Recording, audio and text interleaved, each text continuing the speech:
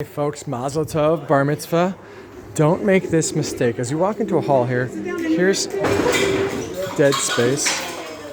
And here beautifully look like set up tables. But what's all this?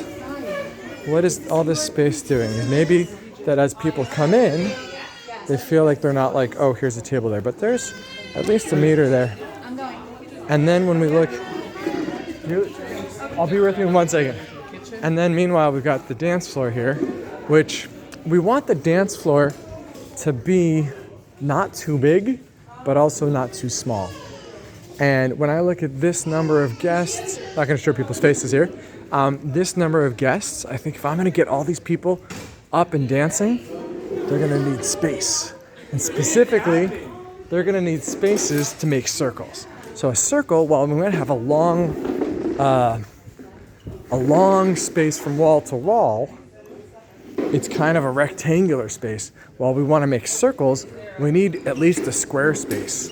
So it's a good thing that when whoever's setting up your tables at your event thinks well about, yes, you need room between the chairs, yes, because you need to pass between chairs.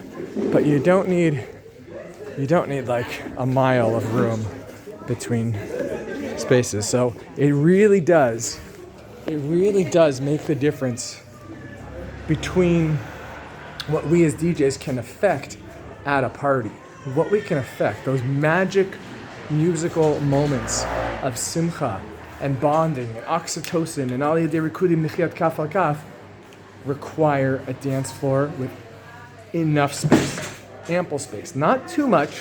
Too much it'll feel like, well, there's no dance floor that's like, you don't have to have a light up dance floor, but you have to have the right size, and it needs to be in the shape of a square, a circle. A rectangular dance floor really limits what dances can be done.